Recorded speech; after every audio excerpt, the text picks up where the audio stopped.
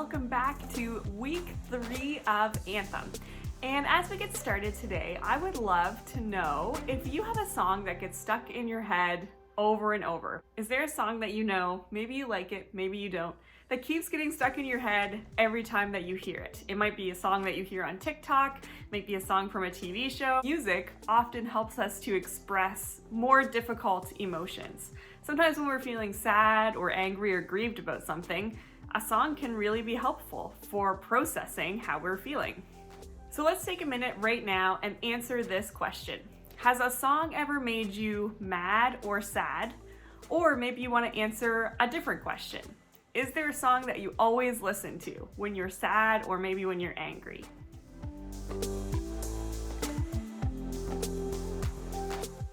You may be able to think about times in your life when you were really sad as a kid, maybe for a reason that wasn't actually that big of a deal.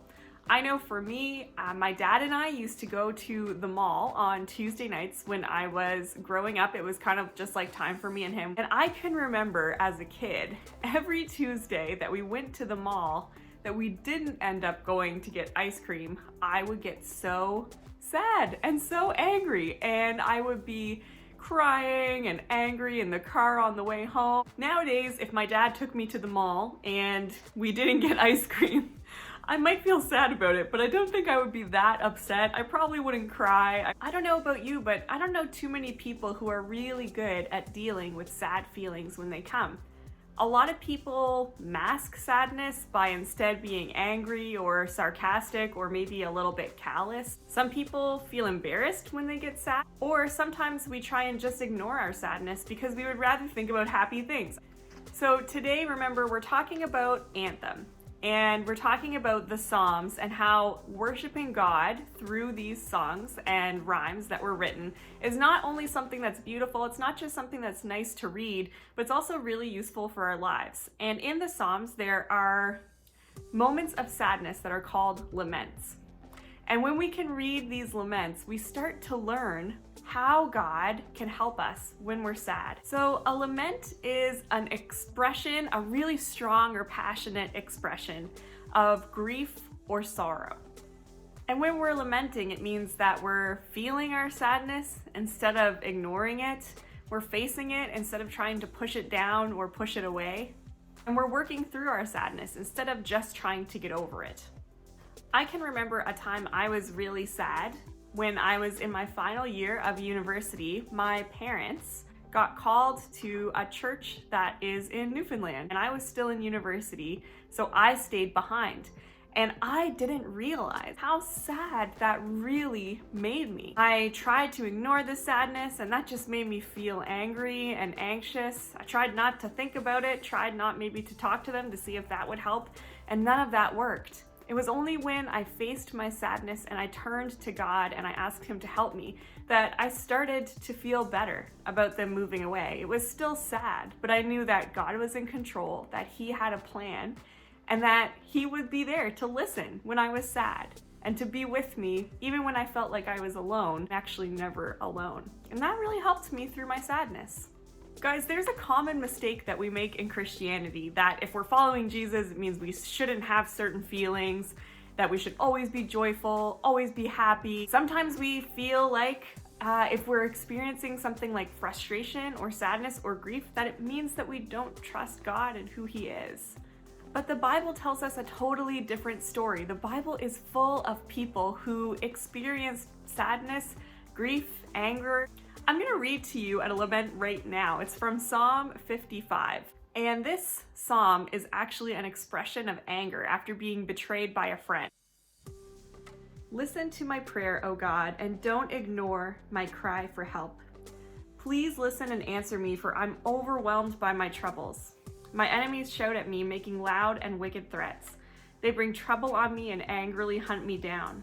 My heart pounds in my chest. The terror of death assaults me.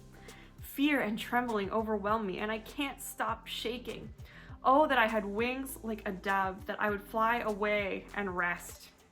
I would fly far away to the quiet of the wilderness. How quickly I would escape, far from this wild storm of hatred.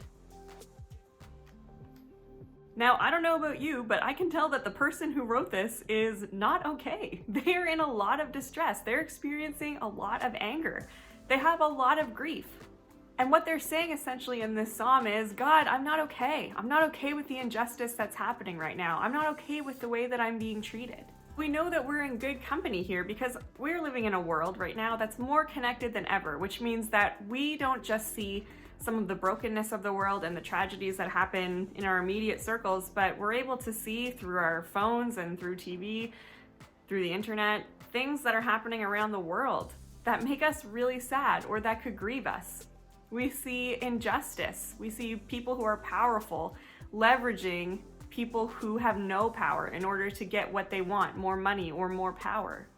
We see tragedies that hit people who we would say, hey, they were good people. How come they're experiencing that tragedy? We see the outcome of people who are having issues with their physical or their mental health. Oftentimes we can look around and think, man, injustice and pain is everywhere. And we can read a psalm in these moments like Psalm 55 and say, God, I'm not okay with this. I'm not okay with the injustice that I'm seeing. I'm not okay with the brokenness that I see in the world. I'm not okay with how things are playing out around the world in my own community, sometimes in my own family or my own friend circles. See, when we lament, when we say things to God like this makes me sad or this isn't okay, it allows us to be honest with God. It allows us to be authentic, to be ourselves. We're not trying to cover up who we are. And by the way, God knows our hearts anyways, but He loves to hear really what's going on in our minds, really what's going on in our hearts. And when we lament, it helps to make our communication with God honest. And any good relationship requires honesty, right? There's another part of a psalm I want to read to you from Psalm 22. Now in this psalm, David is expressing that he feels like everyone's out to get him and that it's not fair. So let's see what this psalm says. My God, why have you abandoned me? Why are you so far away when I groan for help? Every day I call to you, my God, but you do not answer. Every night I lift my voice, but I find no relief.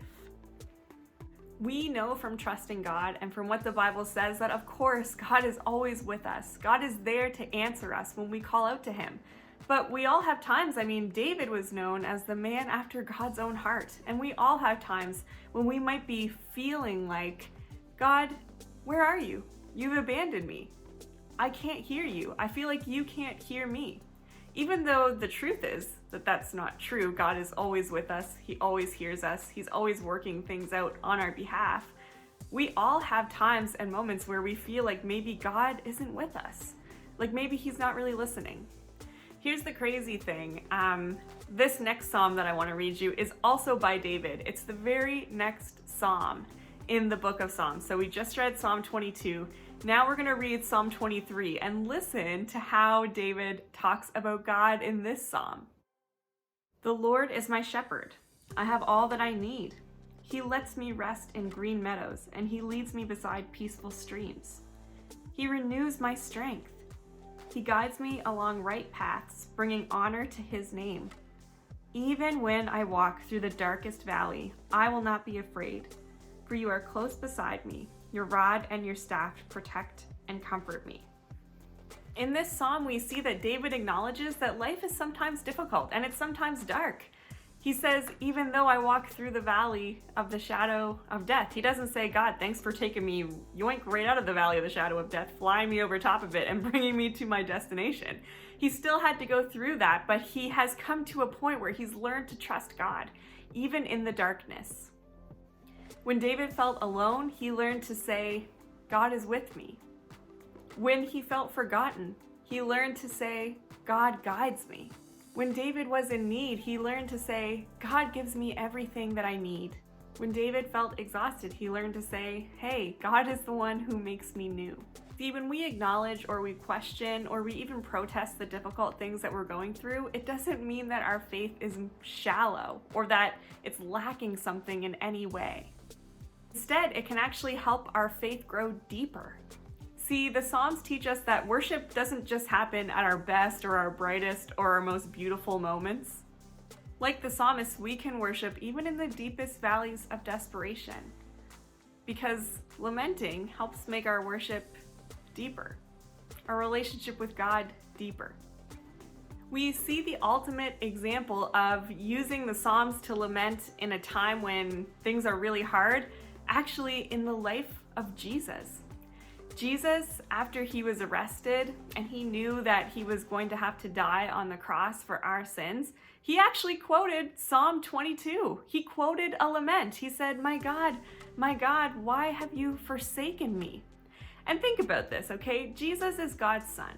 Jesus knows the full plan of what's going to happen. He knew that he was going to die on the cross, but he also knew that he was going to rise again, and that through rising again, he was going to save everyone, and that's a really happy thing.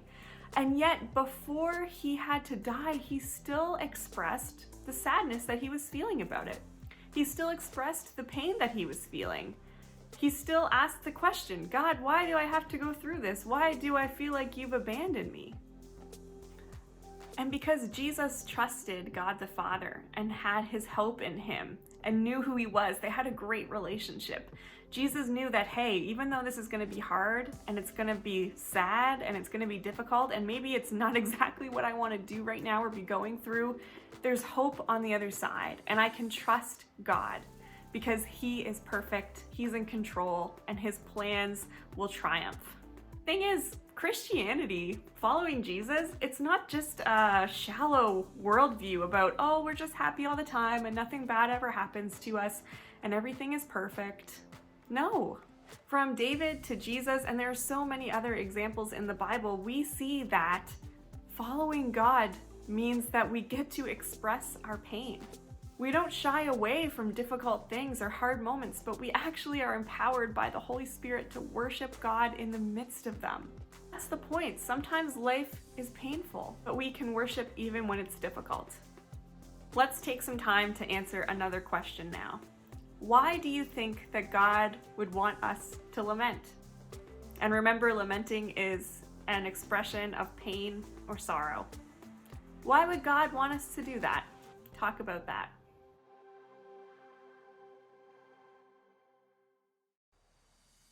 Part of lament is understanding that God uses difficult circumstances to help us grow deeper as people and in our relationship with him.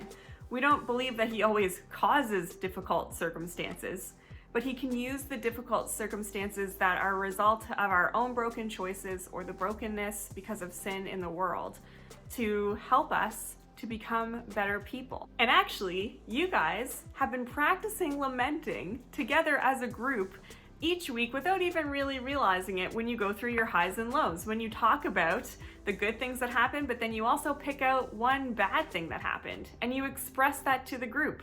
And maybe you say, man, that made me so angry, or that made me sad, or I don't know why that happened, but it was a sad or a low moment for me. That is an example of what it looks like to lament.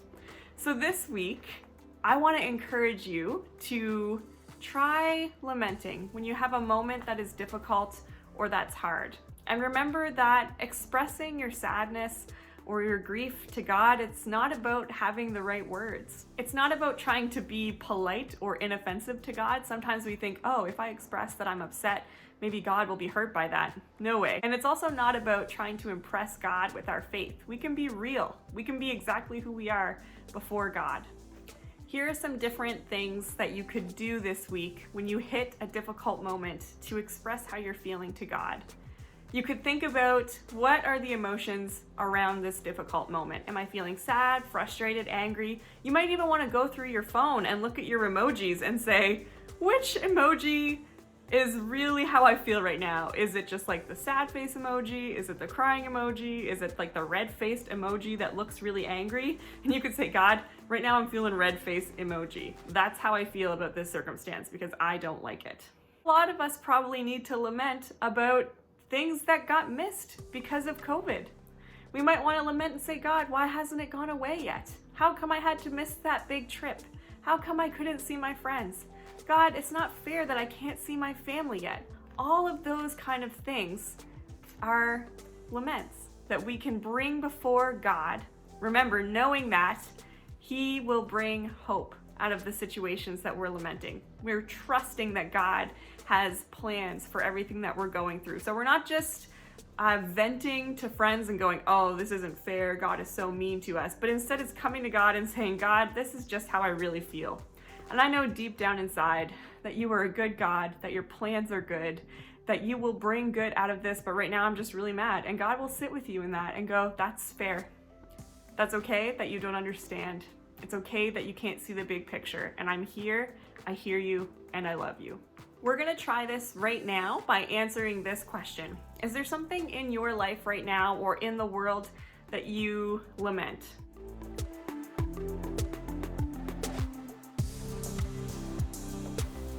Thanks guys for joining me today. I know that this hasn't necessarily been the happiest teach time or small group time, but that's okay because we worship a God who understands that not everything in life is happy because of the presence of sin in the world. We worship a God who sent Jesus so that we wouldn't have to deal with the effects of this sin forever, so that he could resolve these things. So God is well aware of the brokenness of the world, and he's well aware of how to fix it. So this week when you're feeling sad or you're feeling angry about something or you see something and you say, hey, that's really not right, instead of trying to ignore those emotions or stuff them down or having them surface as something else hurtful like sarcasm, bring those things to God. You might want to bring them to God with another family member or with a friend. You might want to bring them to God by yourself, journal those things out, just like the psalmists wrote down how they were really feeling. And remember that in doing this, it makes our worship more honest, it makes our relationship with God deeper, and it also, because we're telling these things to God and not just venting them, it helps to remind us of the hope of who God really is when we say, this isn't fair, God, but I know that you're good. This isn't fair, but I know that you have a plan for this. This doesn't feel right, but I know that you're the God who will make all things right in the end. Let's take just these last few minutes and answer this question. What's one thing you can do this week to practice lament?